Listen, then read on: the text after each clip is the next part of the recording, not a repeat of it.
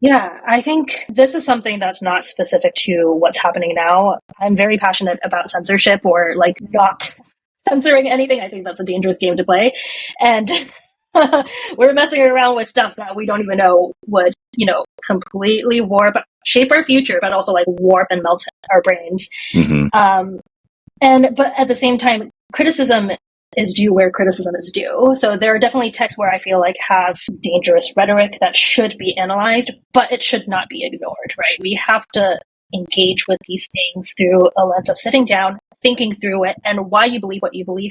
And like you say, like argue with the author. If you're not coming into your book equipped with a pen ready to come to battle, like what are you doing?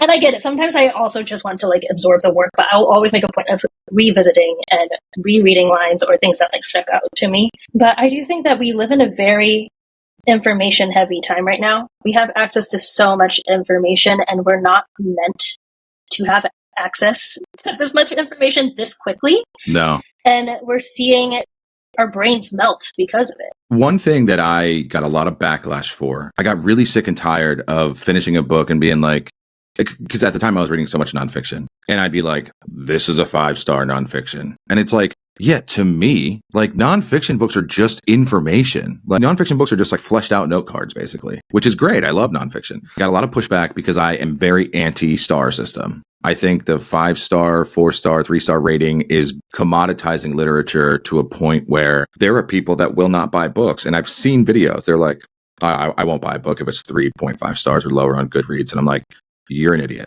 No, I agree with you wholeheartedly. I think the star system is so, like, again, it goes back to what we were talking about. It lacks nuance. Yeah. What do you mean? You were like, someone spent time, years writing this, researching this, and you're going to reduce it to a couple of stars? And what do each star, like, what does that mean? What are you rating it based on? Your experience or the material? Like, yeah. So like I agree with you. I think about Melville. Like, I believe Moby Dick got famous after he died. Someone like Roberto Bolaño, who never lived to see his best book become an absolute bestseller. Like, there's so many authors that have, like, unfortunately taken their own lives just so early.